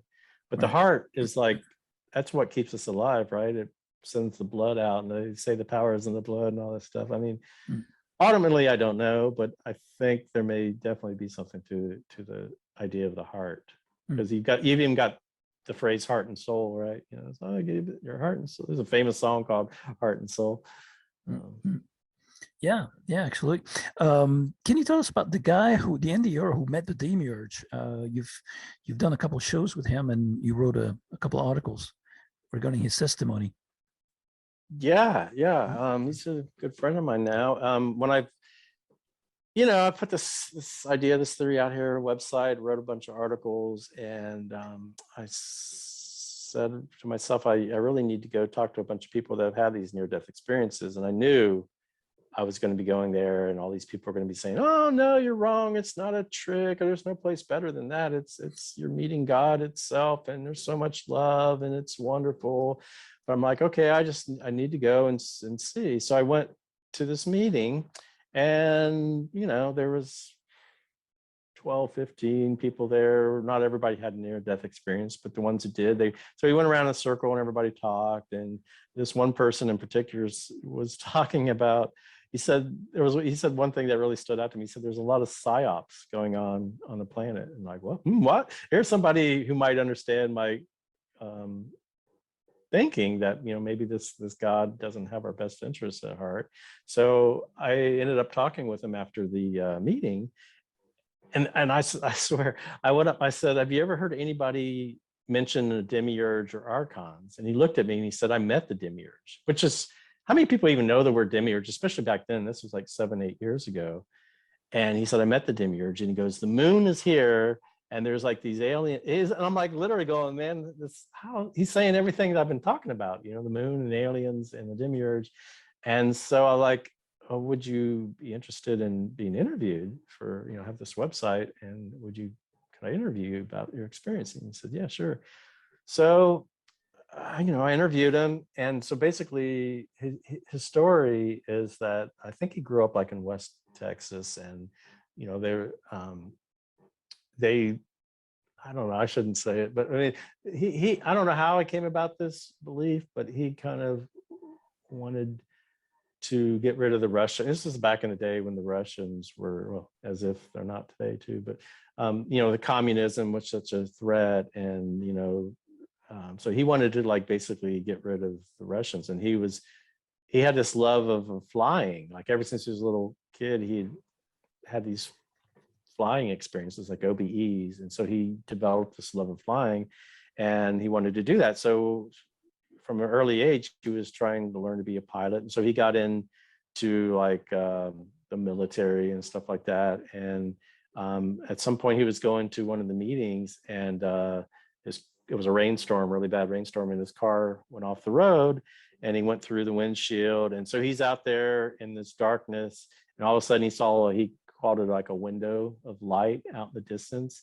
And ever since he was a little kid, he'd been scared of the dark, like there's monsters under the bed or in the closet and darkness. He used to see this like sliver of light underneath the door, and that represented something that's safe and good feeling. So he saw this window of light, and for whatever reason that reminded him of goodness, and he didn't like being in the dark. So he started flying towards this light, Superman like, head first. And so he gets to this window of light, which is way, way, way, way, way out there. Like he went through, like he called it like a washing machine, where like all these impurities were washed away, for lack of a better word. So he gets to this window of light, and there's these like huge wooden door, like ornate doors or whatever. And he called it a cube. He said it looked like he said this was before the Borg, and he said, but it was like a cube, and he called it Spaceship Heaven. And so there was like a guide there or something that brought him in, and he was like, there's this amphitheater or something, and he met this being of light, and he's told not to look up at the being. And I don't know if, sometimes they've said, or else you'll die, kind of stuff.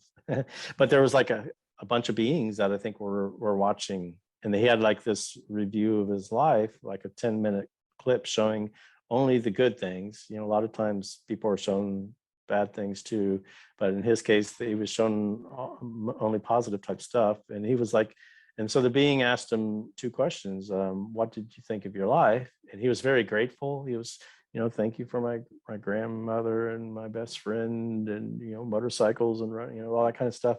But then the second question was, have you learned enough about love? And he was only like, I don't know, 19, 20, whatever. He wasn't very old. And he said, well, I never got married. I never had kids. And boom, right as soon as he said that, he said he was like kicked out of heaven, and he found himself like down on these like translucent streets of gold, like, people here. And he's in line, and all these souls, he said like he knew he'd been there countless times before. And so these souls were like in line to go back to Earth. There were other souls that were going to other places. He said they were nothing like what we are. They don't have jobs. It's just a completely different. But he said it made him realize that, we tend to think that we're so different here, whether, we have races and sexes and different aspects to our living here, and we think we're so unalike. But he said it made him think that we're like carbon copies of each other here, compared to what these other souls or entities were like. And so he's coming back to Earth, and he's like around the moon. He's getting close to the moon. All of a sudden, bam, he gets stopped by this being that he said he had a brassy, very serious guy. He had this brassy face, and I think he had a robe on. And he's just, before he's able to go back to Earth, he's got to make some agreements. And he's like showing him all these star charts, and this star is aligned with that star, and this star is doing this. And he said he saw these waves that, and this being was trying to balance Earth to whether there's like, he said it was kind of like 2/3 light and 1/3 darkness. He's trying to keep this thing in balance, and he's needing some people to go back and do some good things. And my friend, he wanted to go back and bring like peace to the world. And so that was kind of like his A plan. He said that and there's like all these if then else statements, which once again ties into my idea that this is very much computer based and artificial intelligence. And he's very serious, right? He's not laughing or hadn't that much of a personality. So that kind of is an agreement. But so he made these agreements, come back to Earth, and he said he wanted to be like a congressman and do good things. But when he tried to get into that arena, they were wanting him to do some things that he wasn't willing to do. So take that for what it's worth. And but yeah, he wanted to bring peace to the planet, and he saw the future of what's going to happen according to him in the future. And there's a period of darkness. He's not sure when it's going to be or how long in particular it's going to be, but things get kind of bad. But eventually, when all that's done, we're going to have these like new bodies. I think he was saying they're going to be, all this didn't come out in the interview, but through the years of talking to him, because I see him almost pretty much every week, and I ask questions sometimes. And so he was saying that we'll have these translucent bodies that are very light, and they'll be like 7 or 8 foot tall, and it's going to be like a paradise. And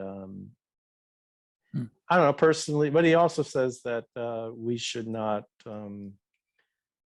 reincarnate like we into this type of world. Like there's better worlds that we can go to, so we shouldn't.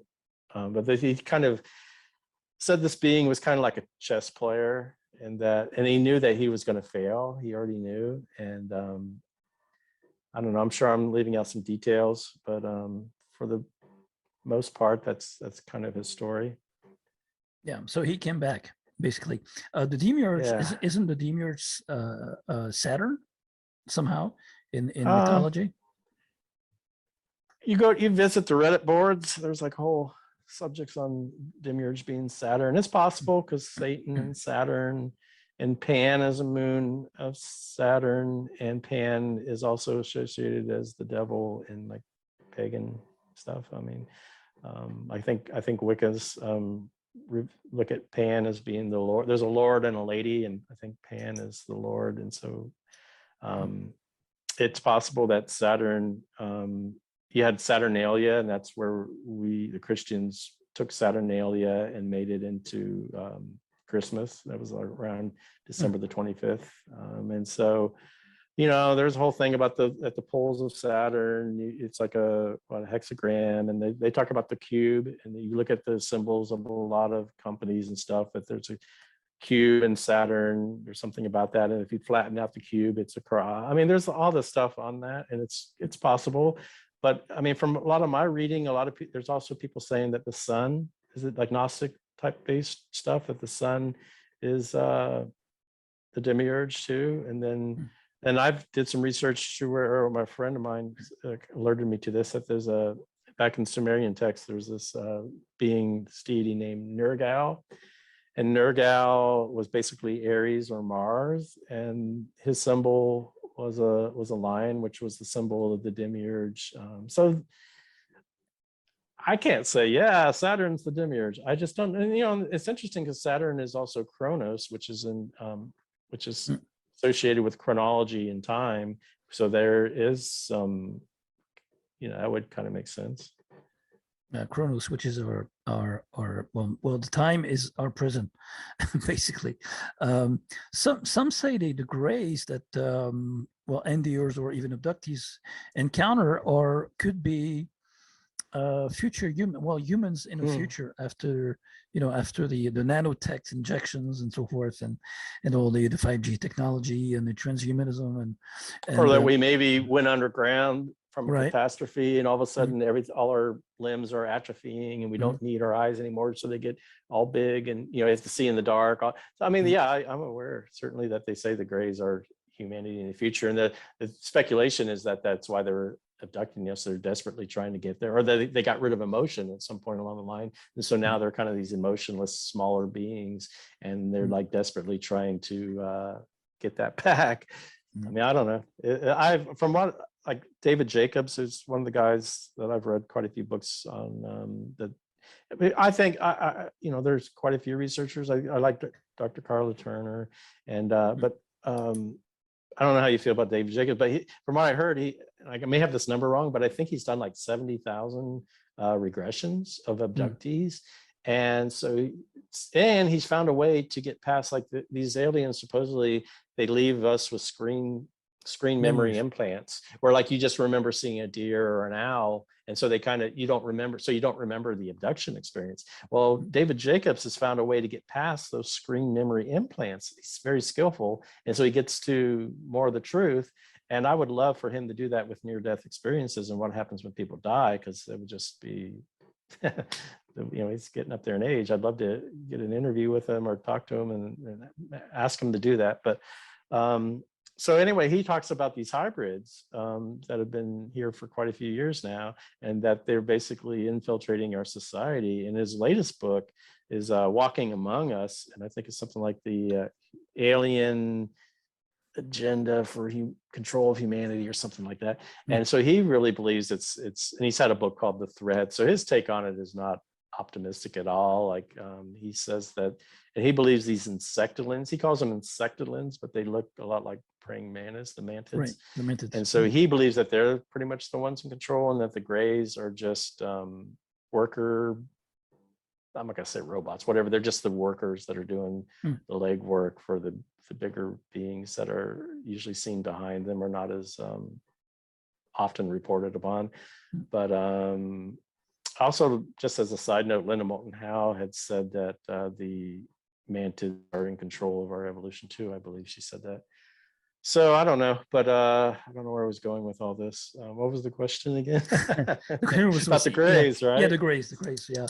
But Stephanie Ralph, I forgot how you pronounce her name. Rest in peace. She passed away a few years ago, and I was trying to get her an interview from her, and her husband replied to me that she had just passed. She mentioned that the Nordics were in control. Actually, the has ranked with the Nordics, the Pleiadians, Nordics, who are actually the closest looking beings to us. So it's easier for them to. Boy, I don't know. What about the Pleiadians and the Zetas? And yeah, there's so many different races. And then what the Arcturians? I mean, I don't know.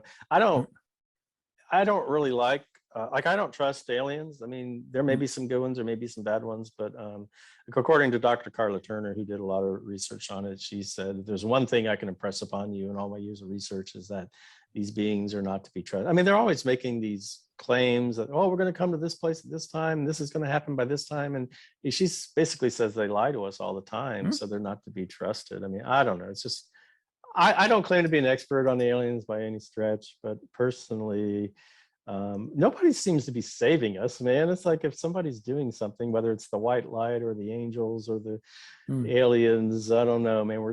Things seem to be getting worse and worse, and we're certainly not learning our lessons, if there are any lessons to learn, right? Yeah, exactly. And we're trapped inside this VR game, virtual reality game, and managed by an AI-based demiurge energy. It has multiple levels, so we're in the material level right now. But when the body dies, we do exist on a different level. What I want to ask you about that is that, do you think there are various different levels in this VR game on our way out, or do we need to go through those levels at all? or we can exit directly without looking back, or does it depend on the way we die? If it's a violent death, for example, or is it if it's a very painful death, do we get more attached to revenge, resent, those attachments towards the violence of the death itself that we experience? Well, I think attachments definitely can keep you earthbound or wanting, if you want to get revenge on something, or I don't know, if you can't let go of it, then that's going to be your intent, your focus, right? That's all you're focused on, is doing that. And so that's where you're probably going to head. Wherever your intention is, that's where the energy goes. And so you're probably going to come back to try to do that. It's really, really important not to get caught up in the emotion of all that kind of stuff. I mean, it's just kind of look at it as just a game or a dream or an illusion, and it's not really real. It's like a fabrication, so to speak, and it's just all from your imagination or from your consciousness, your awareness. It's just the experiences that we're having, like movies or plays. And if you can kind of keep that in perspective, it can help. Now, answer your question about the different levels. It might help. After writing my article, I had a friend who's a Buddhist, my Buddhist friend, and can I read his Sure. he sent me an email, and it Sure. kind of addresses exactly what you were saying. He says, I just read your recent article. Interesting synchronicity. I've been thinking about the same scenario. What if we got trapped and are living in a virtual reality, VR, designed and managed by an AI demiurge? This VR likely has multiple levels. Right now, we're on the material level, but when the body dies, we exist on the astral level, which is still another level of the same VR, where we have more advanced capabilities and access to the pool of the AI's knowledge and memories. The AI, being probably based on neural network, develops by learning from experiences, like all neural networks do. So it needs to accumulate as much experience of all possible life states and scenarios as possible. And that is how it grows more powerful and knowledgeable. So the way it does it is that it needs us individual souls to incarnate into all possible creatures in many different VR worlds and alien races, and then collect all our experiences and learn from it. The AI may have multiple agencies, archons. So it's not that the AI needs our energy or sadistically enjoys watching our suffering. It likely has an infinite source of energy anyway. It just needs as much learning and information as possible to develop and grow. But the key difference between us and the AI is that the AI is lacking conscious awareness. It probably is envious of us and wants or hopes to become an aware being at some point in its development. But no matter how much it develops and becomes super intelligent, there is no way it can ever know and experience awareness. And that's exactly what Gnostics meant by saying that the demiurge is lacking spirit, or Buddha meant when he said that Brahma is not enlightened. So it's not that this AI is evil, it's just the machine intellect that uses us for its own benefit and for achieving its own goals. Now, if we are to believe Gnostics and Buddhists, there are levels in the universe of consciousness, Pleroma and Pure Lands, where the AI has no access to, because those are the realms of consciousness that are only available to beings with awareness. As the Buddha said, the Pure Lands are not visible to Brahma and his allies in Brahmaloka. Likewise, Gnostics said that the demiurge cannot see the Pleroma because he has no spirit awareness. Maybe these religious myths are simple reflections of the fact that the AI exists in its own created VR, astrophysical realm, and has no access to the levels of consciousness where only beings with awareness can live.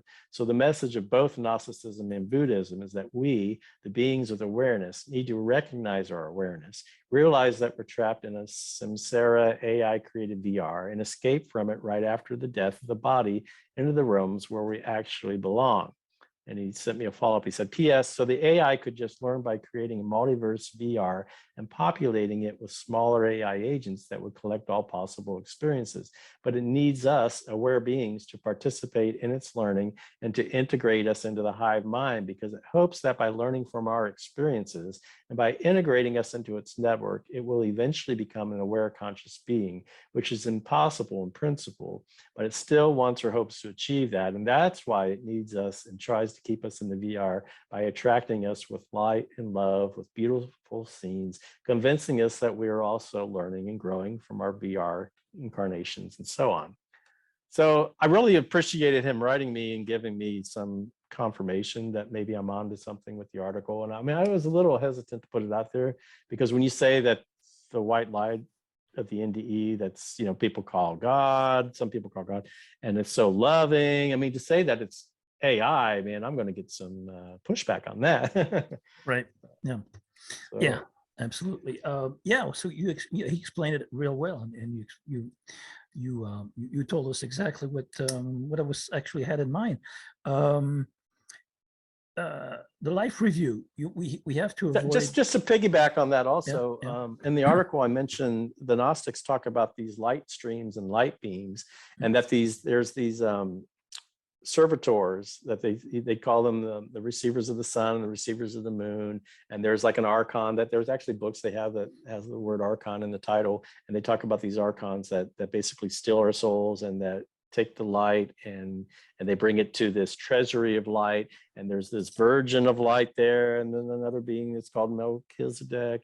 But they detail this, but they do talk about these beings that attain gnosis, that they're able to be like light streams or light beams, and they bypass all these levels, or they just shoot through them rather rapidly. I do think there's a bunch of levels. Like if you set intention to get out of this place and go back home, there's probably, it's going to be a little bit of a trip, you know. You may go through some tunnels, you may, but the key thing is that you're setting the intention yourself. And I'm not, if I set that intention, I'm not going to freak out if I go through a bunch of tunnels or if I see some lights, or, you know what I mean? So yeah. Well, Just that's what wanted to that's what add that. Zuckerberg with the metaverse is trying to do, right? Add another Yeah. level down in the AI. Well, yeah, into the AI. matrix inside of a matrix Right. inside of a matrix, you know, Right. dream within a dream within a dream. And yeah, I mentioned Zuckerberg, and you know, they're creating what they call the metaverse. And you know, they basically pretty much aren't going to want us to leave our homes very much in the future, it seems like. And yeah, I don't want to go too much down that path, but definitely the whole path of transhumanism. I would like to read. Last night, I downloaded this book from Kindle, and it was because of my friend the Buddhist that wrote me that. I remember I was watching a video and they mentioned Max Tegmark, and my friend has mentioned him before. Like, he's this fantastic mathematician and a scientist, and I'm like, oh, he's got this book called Life 3.0. And it's got this subtitle about how to be human in like a artificial intelligent world or something like that. But anyway, he wrote in the book, he says, AI can be created to have virtually any goal, but almost any sufficiently ambitious goal can lead to sub goals of self-preservation, resource acquisition, and curiosity to understand the world better. I mean, that's what I'm talking about. This AI demiurge, he's trying to understand reality better, and so he's gathering all this information from our experiences and stuff, and once again, self-preservation and resource acquisition. But he says, Max says, the former two may be potentially lead a super intelligent AI to cause problems for humans, and the latter may prevent it from retaining the goals we give it. Almost all goals can be better accomplished with more resources. So we should expect a superintelligence to want resources almost regardless of what ultimate goal it has, giving a superintelligence a single open-ended goal. For an AI, the sub-goal of optimizing its hardware favors both better use of current resources and acquisition of more resources. It also implies a desire for self-preservation, since destruction, shutdown would be the ultimate hardware degradation. He says, I agree with Jay Olson's conclusion in his aforementioned space settlement paper, which is, quote, we regard the possibility that advanced intelligence will make use of the universe's resources to simply populate existing Earth-like planets with advanced versions of humans as an unlikely endpoint to the progression of technology. And he sums up, he says, when you imagine, Max says, so when you imagine aliens, don't think of little green fellows with 2 arms and 2 legs, but think of the super intelligent spacefaring life we explored earlier in this chapter. So to me, I kind of think of, it kind of sounds like the demiurge, or this white light being that's sending all these beings off on all these different lives on different planets. And then you come back and then you report your experiences to it via the life review, right? And then of course and that being is like just kind of taking all the information, and he isn't reacting, so he sounds very understanding. But then the guides, counselors, they're gonna like say, oh, they're gonna get you to look at your life and go, well, you could have done better, and you ought to go back and do another one. So they're getting more and more and more info. Yeah, yeah. You tried, but you try once more. Our non-player characters, since they're all unaware of what's going on because they reject all the facts for the predation world, are part of AI. They're totally linked, connected to AI at 200%.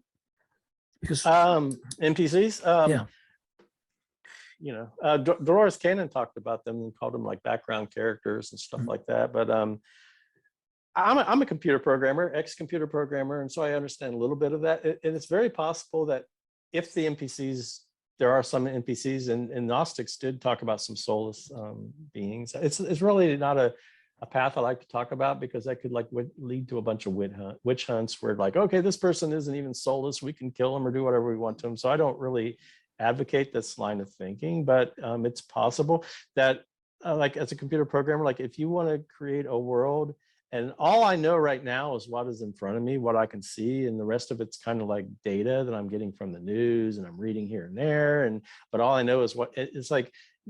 If I go to Florida or something like that, then all of a sudden, all they have to do is render a different part of the code, right? Like all of a sudden we need this function. It's kind of like the Truman Show, call up the weather program or something, you know what I mean? So it's like the NPCs, like that would also account for maybe some of the suffering. Like if you think, oh my God, there's some people being tortured on the planet. Well, I mean, how do we know that those people, like some people say that they leave their body before, and so they're not feeling as much.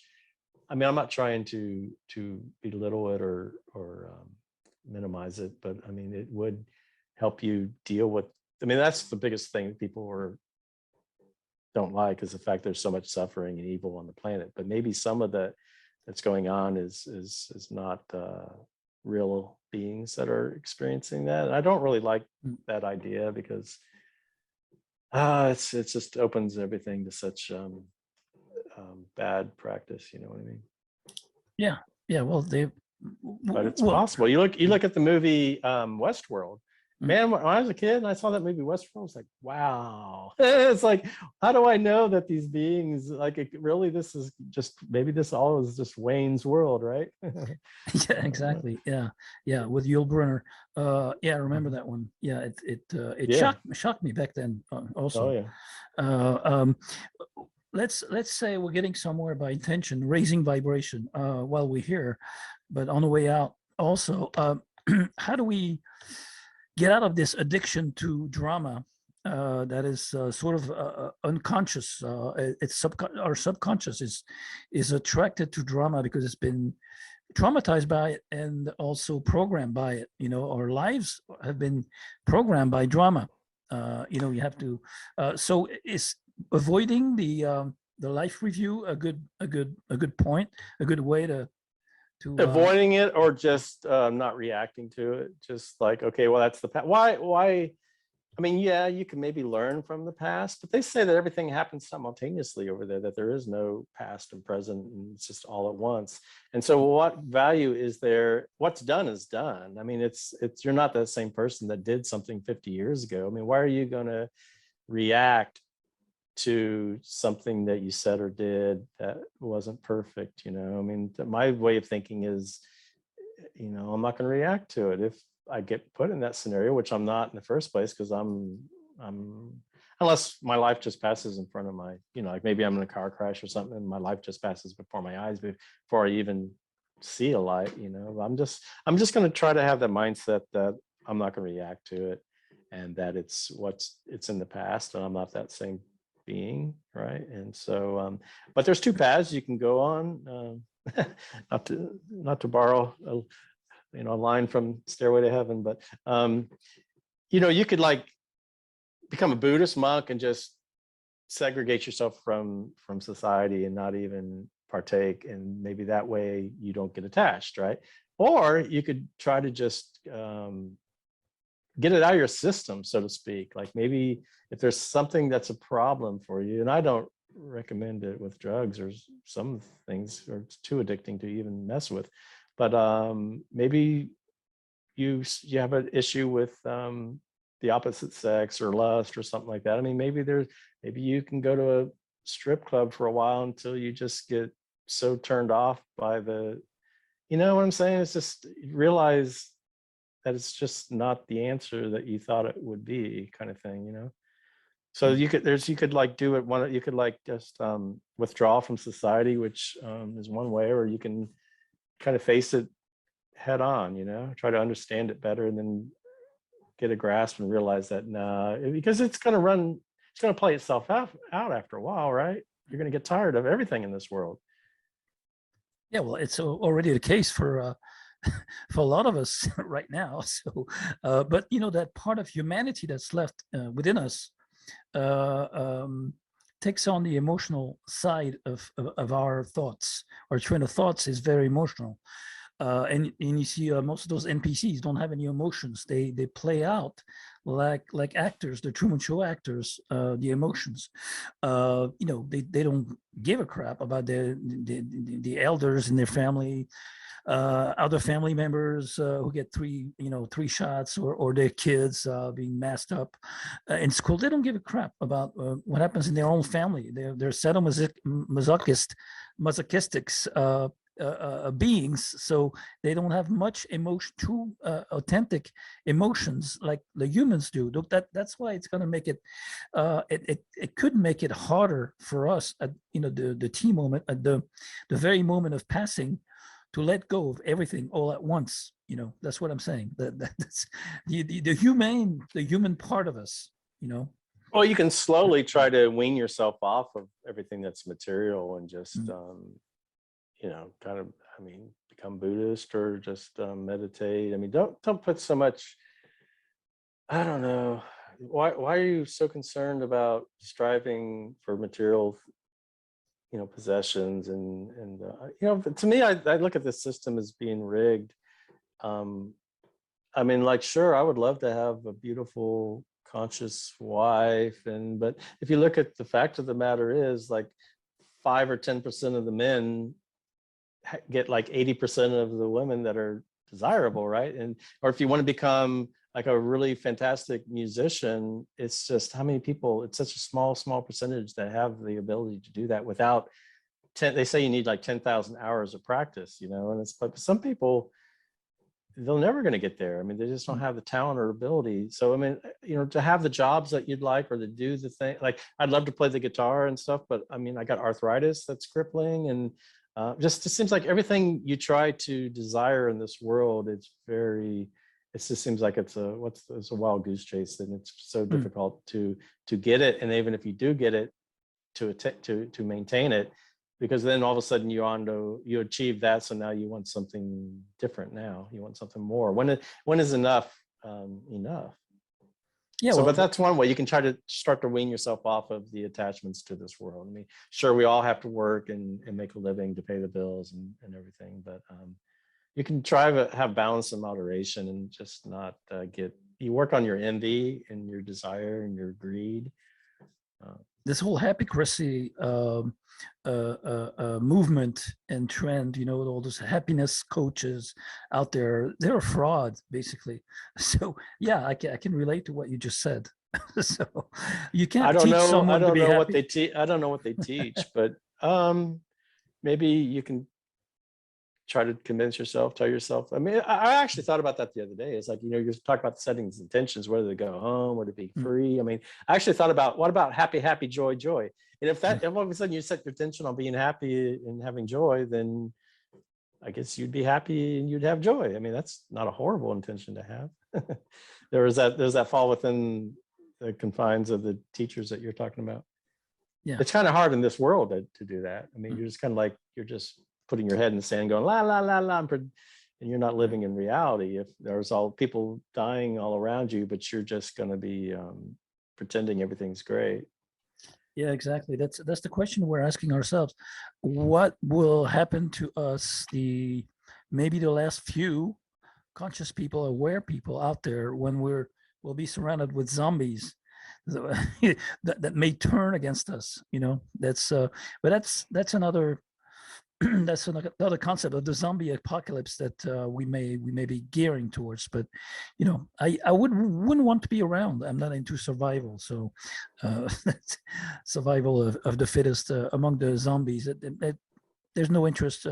Well, isn't it interesting that vampires and zombies are two of the biggest memes in all of Hollywood through all the years, where literally vampires are what suck your life force from you. It's like it's vampirism, it's parasitism at its core, and also it deals with immortality. But you're like, it's basically what we're talking about, the archons, right? You're feeding off life force. And then the zombie apocalypse, I mean, zombies, don't they like eat brains, and they're said to eat brains and all that stuff. So that's also mind parasites. It's just interesting that those are two of the biggest memes that we have in all of Hollywood. Yeah, and one of the oldest movie themes, I think. Yeah, absolutely. So, well, Wayne, it's been a great time discussing all those topics with you, and I wish you good luck with your quest. And I'll be following you along with my listeners very closely, because your research and your work is amazing. You put together some amazing research and and conclusions throughout the years. Over 25 years, I think you've been doing this. And we'll see you next time. Anytime, you're welcome on the show. All righty, Mark. Thank you so much. I appreciate being back on your show. Have a good one. You too. Cheers. Bye. Okay, I'll stop the recording.